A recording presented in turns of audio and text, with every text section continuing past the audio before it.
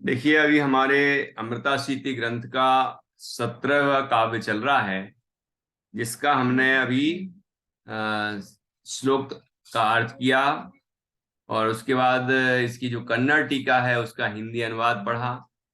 इसके आगे दिया है विषय भावार्थ, भावार्थ का भी हमने भावार्थ भी समझ लिया है। अब इसके बाद विशेष पर चर्चा करेंगे, ठीक है ना। ये विशेष हम पढ़ेंगे। देखिए, यह मेरा वैरी है शत्रु, यह मेरा उपकारक है मित्र, उपकार करने वाला। अथवा मैं इसका बुरा करूंगा या मैं इसका भला करूंगा इत्यादि अज्ञानमय राग द्वेषादि रूप भाव भयंकर अग्नि के समान अत्यंत दुखदाई हैं। इस तरह के जो परिणाम हैं राग द्वेष पूर्ण, ये सारे भाव, क्रोध मान माया लोभ आदि विकारी परिणाम रूप भाव, ये सारे विकृत भाव अत्यंत दुखदाई हैं, भयंकर अग्नि के समान। आचार्य ने शुभाशुभ संकल्प का फल तो दुख माना ही है, साथ ही संकल्प मात्र को दुख स्वरूप कहा है। कि शुभ भाव, शुभ संकल्प हुआ, अशुभ संकल्प हुआ, है ना, ये तो दुख रूप है ही ना। इस शुभ अशुभ संकल्प का फल तो दुख रूप है ही, दुख है ही। लेकिन संकल्प ही दुख रूप है। शुभ अशुभ संकल्प का फल तो दुख रूप है ही, लेकिन वो संकल्प है वो भी दुख रूप है। मतलब हमारे अंदर, हमारे परिणामों में जो शुभ भाव आया या अशुभ भाव आया, तो उसका आगामी में क्या फल मिलेगा, वो तो फल है ही दुख रूप। लेकिन अभी जो संकल्प आया, जो शुभ अशुभ विकारी परिणाम उत्पन्न हुए, वो विकार उत्पन्न होते ही जीव को दुख होता है।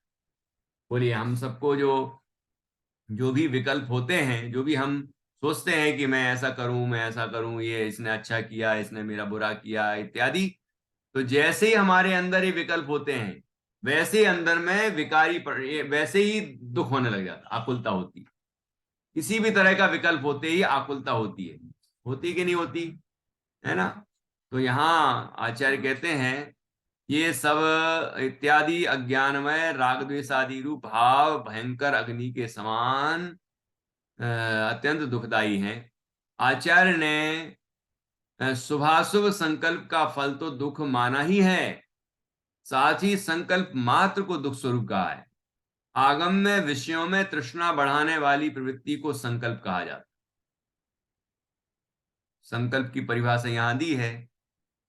आगम में विषयों में तृष्णा बढ़ाने वाली प्रवृत्ति को, विषयों में, पंचेंद्रिय के विषयों में तृष्णा बढ़ाना, तृष्णा का अर्थ होता है, जैसे मान लो हमने एक अंगूर खाया, तो ऐसा मन हुआ अब दूसरा मिल जाए, अब तीसरा मिल जाए, चौथा मिल जाए, पूरा मिल जाए, और ज्यादा मिल जाए, मतलब कोई भी चीज। भी अंगूर आ रहे हैं इसलिए अंगूर का उदाहरण दे रहा हूं, क्यों आरोही, है कि नहीं। तो इस तरह के जो भाव होती है, सब तृष्णा का परिणाम है, और मिले और मिले और मिले और मिले, तृप्ति नहीं होती, तो ये तृष्णा है। तो आचार्य कहते हैं कि आगम में विषयों में तृष्णा बढ़ाने वाली प्रवृत्ति को संकल्प कहा जाता, कहा है, जो कि अपध्यान व दुखद कर्म मंद का हेतु है। अपध्यान है मतलब दुर्ध्यान है, बुरा ध्यान है, और दुखदाई है, वो दुखदाई कर्म बंध का हेतु है। देखो, संकल्प होते ही दुख हुआ, और संकल्प से जो कर्म बंधे और उससे उसका जो फल आएगा वो भी दुख रूप होगा। कुल मिला के इस तरह के जो विकार हैं, ये सब छोड़ने लायक है, दुख रूप है ये। प्रस्तुत छंद में मनागपि न कंपसे वाक्यांश द्वारा अज्ञानी प्राणियों द्वारा जगत की प्रत्यक्ष दुर्दशा देखकर जरा भी विचलित या भयभीत ना होने के प्रति खेद व्यक्त किया गया है कि हमें थोड़ा सा भी दुख नहीं होता। इतने सारे जीव दुखी हो रहे हैं, उनको देख के तुम्हें थोड़ा भी नहीं लगता कि अरे ये इतने दुखी हो रहे हैं, तो हम भी ऐसा ना करें कि हमें ऐसे ही दुखी हो जाए, है ना। तो थोड़ा भी अंदर में हिलता नहीं परिणाम, ठीक है ना। यह भी मोह का ही प्रभाव विशेष है। कि जीव अहित मार्ग से निकलने का उपाय भी नहीं सोचता। ये जो अहितकारी मार्ग है, दुखरूप मार्ग है, ये मैं छोड़ दूं, है ना। हमें समझ में आता है कई बार कि ये इस काम को करने से बड़ा कष्ट होता है, बड़े दुख होते हैं, तो भी हम वही कार्य करेंगे। हमें पता है कि ये इससे दुख होने वाला है, तो भी हम वही कार्य करेंगे और दुखी हो जाएंगे। फिर सोचेंगे कि नहीं यार, ये नहीं करना, बहुत तकलीफ होती है, लेकिन फिर वही ना, ये प्रवृत्ति है जीव की। तो आचार्य इस पर खेद व्यक्त कर रहे हैं। यह भी मोह का ही प्रभाव विशेष है कि जीव अहित मार्ग से निकलने का उपाय भी नहीं सोचता। संक्षेपतः, मतलब संक्षेप में बात करें तो समस्त पर पदार्थ संबंधी प्रशस्त या अप्रशस्त रूप ममत्व कर्म बंध का ही हेतु है। ठीक है। पर वस्तु के प्रति, समस्त पर वस्तु के प्रति, समस्त पर्वत वस्तु में पंच परमेष्ठी भी आ गए, जिनमाणी भी आ गई, साधर्मी भी आ गए, मतलब धर्म के अंग भी, धर्म के जो प्रतीक हैं या धर्म स्वरूप है वो भी आ गए। और जो अप्रशस्त वस्तुएं कहीं यहाँ, तो उसमें जितने भी जो भी विषय भोग हैं या परिवार है, कुटुंब है या रिश्ते नाते हैं, जो भी हैं, वो सब इसके अंदर आ गए। जिनको देख के या जिनके बारे में विचार करके हमारे हृदय में अशुभ परिणाम जागते हैं, वो अप्रशस्त द्रव्य हैं। और जिनको देख के, जिनके निकटवर्ती होके हमारे हृदय में, हमारे परिणामों में मंद कसा होती है, शांति मिलती है, प्रशस्त भाव होते हैं, शुभ भाव होते हैं, वे सभी द्रव्य भी प्रशस्त द्रव्य हैं। तो अब लेकिन है तो परद्रव्य ना, ये दोनों ही, पंच परमेष्ठी हो या पंचेंद्री के विषय हो, हैं तो परद्रव्य ही। तो पंच परमेष्ठी के निमित्त से प्रशस्त भाव होता है और पंचेंद्री के विषयों को देख के अप्रशस्त भाव होता है, लेकिन है तो वो दोनों शुभ शुभ भाव विकार ही। तो वो सभी छोड़ने लायक है। ठीक है ना। तो फिर कौन सा विकल्प करने लायक है? कि कोई भी विकल्प करने लायक नहीं है। मैं आत्मा हूं, ऐसा विकल्प तो करने लायक है कि नहीं? मैं बना बना परमात्मा हूं, ये विकल्प तो करने लायक है कि नहीं? ये विकल्प भी शुभ भाव है। तो एकमात्र शुद्ध चैतन्य निजात्मा की अनुभूति ही करने लायक है, जो कि निर्विकल्प होती है, विकल्पातीत होती है। ठीक है ना। तो आचार्य यहां कहते हैं, आचार्यों ने ही कहा है, भले ही ये संपादक ने विशेष अर्थ किया है इसका, है ना, और अनेक ग्रंथों के उद्धरण दिए गए हैं। तो देखो यहाँ भी समाधि शतक, मोक्ष शास्त्र, मोक्ष प्रावृत, ये उद्धरण दिया है। संक्षेपता समस्त पर पदार्थ संबंधी प्रशस्त या अप्रशस्त रूप ममत्व कर्म बंध का ही हेतु है। अतः पर पदार्थों से ममत्व तोड़ना चाहिए तथा शुभाशुभ संकल्प को दुख रूप समझकर उससे बचना चाहिए। ख्याल में आएगी नहीं कि परद्रव्यों से ममत्व तोड़ना चाहिए तथा शुभाशुभ संकल्प को दुख रूप समझकर उससे बचना चाहिए। बाल बोध में दूसरे भाग में 4 गति वाला पाठ है, आपने ध्यान से पढ़ा हो। लोगों को बाल बोध पढ़ाने लग जाओ तो कहने लगेंगे मैं बाल बोध थोड़ी पढ़ूंगा, मैं तो बच्चा नहीं हूं, क्योंकि बाल बोध में तो बच्चों की बात है, तत्व की बात है, आत्मा की बात है। नहीं नहीं नहीं, बच्चों की बात है, ये तो बच्चों के लिए बात है। अरे बच्चों के लिए वही बात है जो बूढ़ों के लिए बात है, जो जवानों के लिए बात है। सब आत्मा है, सबके लिए आत्मा की चर्चा है, भेद ज्ञान की चर्चा है, वैराग की बात है कि नहीं? तो उसमें 4 गति वाले पाठ में आखिरी में आया कि निष्कर्ष की बात कही। तो जो पाठ पढ़ लिया पूरा हमने, कर्म बंध समझ लिया, आश्रव बंध के कारण समझ लिए, सब समझ लिया, तो कहते हैं बस इससे लाभ क्या है? तो कहते हैं कि चारों गतियों में भ्रमण का कारण शुभाशुभ भाव है, शुभ और अशुभ दोनों। चतुर्गति भ्रमण का कारण शुभाशुभ भाव है। एक वीतराग भाव ही निरपराध दशा है। ठीक है। और शुभाशुभ भाव जो है वो पर के लक्ष्य से होते हैं, और वीतराग भाव स्व के लक्ष्य से होता है।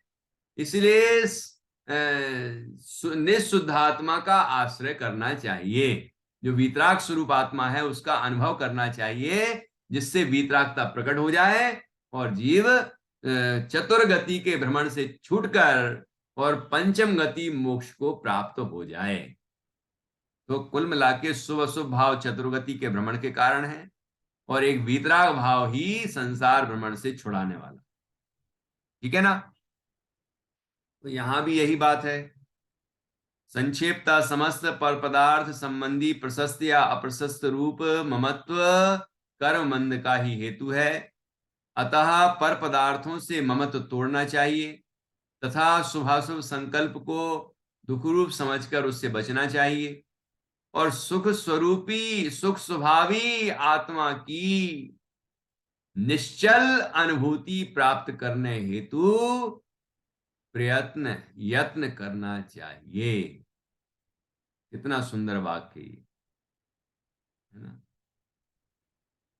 आचार्य आश्चर्य व्यक्त कर रहे हैं कि इतने दुख भोगने के बाद भी जीव शुभाशुभ भाव की उछल कूद में ही मग्न है।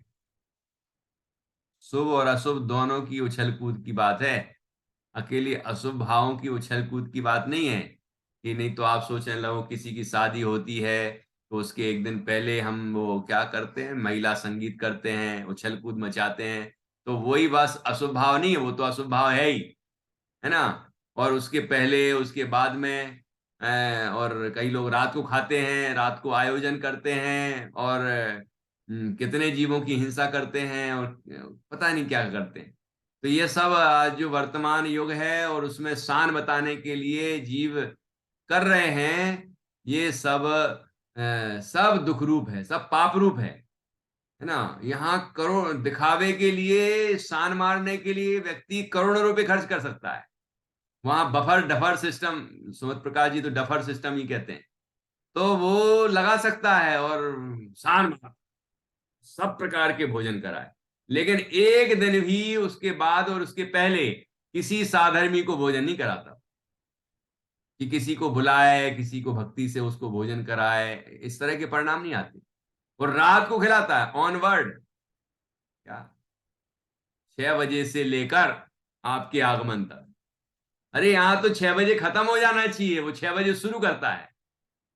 बताओ कितनी विकृतियां आ रही हैं। ऐसी उछल कूद मचा रहा है जीव, ऐसी उछल कूद मचा रहा है, इसको कह रहे हैं उछल कूद। देखो आचार्य ने शब्द कैसे प्रयोग किए। लेकिन करना क्या है हमें? सुख स्वरूपी आत्मा की निश्चल अनुभूति प्राप्त करने हेतु प्रयत्न करना, इससे सुखी होंगे हम। ठीक है ना? ये शुभ शुभ संकल्प विकल्प करते रहेंगे तो दुखी होना है, उससे बचने का उपदेश दिया। देखो, पर पदार्थों से महत्व तोड़ना चाहिए, एक बात। शुभाशुभ संकल्प को दुख रूप समझकर उससे बचना चाहिए, दूसरी बात। अब तीसरी बात है कि सुख स्वरूपी आत्मा की निश्चल अनुभूति प्राप्त करने हेतु यत्न करना चाहिए। आचार्य आश्चर्य व्यक्त कर रहे हैं कि इतने दुख भोगने के बाद भी जीव शुभाशुभ भाव की उछल कूद में ही मग्न है। रात को 12 बजे, है ना, नया वर्ष शुरू हो जाता, पता नहीं कैसे 12 बजे शुरू हो जाता है।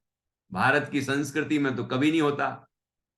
रात को कोई नया नया दिन कैसे शुरू हो जाएगा, है ना?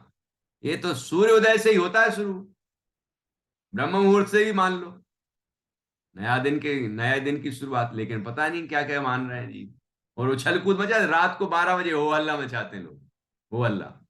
और यहाँ घर में तो मचाते हैं, घर के छत पे जाते हैं कई लोग, वो हमारे यहाँ राजवाड़ा है वहां पर, वहां सारे लोग इकट्ठे हो जाते हैं, वहीं उछल कूद मचाते हैं, नाच गाने करते हैं, और कुछ खाते पीते हैं, पता नहीं क्या क्या पीते खाते हैं। ये सब उछल कूद मचाते हैं, और फिर कहते हैं कि फिर वो कोरोना कैसे आ गया, और फिर वो बीमारी कैसे हो गई, फिर ये कहां से आ गया। अरे पाप करेंगे तो पाप का फल तो मिलेगा ना, है ना? अब हम यदि ऊट पटांग खाना पीना खाएंगे, दिनचर्या अव्यवस्थित करेंगे, और विकृति विकृति सब सारे खान पान आचार विचार हर चीज में विकृति रखेंगे, तो उसका फल बीमारी आएगी ना, विकृति तो होगी। तो इस भाव में भी शरीर खराब होगा और आगामी भाव के लिए परिणाम खराब होने से आगामी भाव भी खराब होगा। ये सब विचार करना चाहिए। पाप का फल कोई नहीं चाहता, लेकिन पाप नहीं छोड़ना चाहता, है कि नहीं? पुण्य का फल सब चाहते हैं, लेकिन पुण्य कोई नहीं करना चाहता। पुण्य का दिखावा भले ही करे, लेकिन पुण्य नहीं करता। देखो, विचार करना है पर। देखो, यहाँ तीन बातें कही। आचार्य आश्चर्य व्यक्त कर रहे हैं कि इतने दुख भोगने के बाद भी जीव शुभाशुभ भाव की उछल कूद में ही मग्न है, जबकि उसे अपनी दुर्दशा पर रोना चाहिए। वस्तुतः यहाँ आचार्य की स्वयं की ही पीड़ा व्यक्त हो रही है। ठीक है, कहा भी है कि भाई भविजन तेरे दुख को देख के ज्ञानी की आंख भरी आवे। ज्ञानी की आंख भी भर आती है। आचार्य अपनी तरफ से ही कह रहे हैं, ठीक है ना? मतलब आचार्य ये कहना चाह रहे हैं कि एक तरह से आचार्य को ही दुख हो रहा है हमारी दुर्दशा देखकर, है ना? तो वही यहां पर बताया गया है। तो हम सबको आचार्य से प्रेरणा लेना है, और ये दुख बढ़ाने के काम नहीं करना है, दुख दूर करने के उपाय हम सबको करना है। एक बार पुनः हम छंद पढ़ेंगे और उसके बाद आज की चर्चा को पूर्ण। बैरी ममाय मह मस्य क्रतोपकारः, वैरी ममाय महमस्य क्रतोपकारः, इत्यादि दुख घन पावक पच्यमानम्, लोकं विलोक्य नमनागपि कंपसेत्मम्, क्रंदं कुरुष्वत तादृश कूर्द से किम। इस तरह से हमने 17वें काव्य पर चर्चा की। अब यहाँ 18वां काव्य कल हम पढ़ेंगे। इसकी चर्चा हम कल करेंगे। बहुत सुंदर काव्य आने वाला है। तो अभी हम जिनवाणी सुनिए।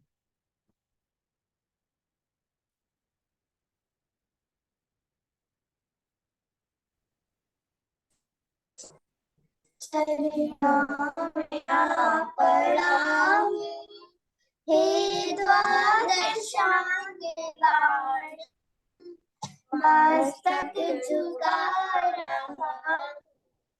हे द्वादशांग गाढ़, मीठा तुझको नशाया, निज तत्व को प्रकाशा। आपा पराया भाषा, हो भानु के समाधि। षट द्रव्य को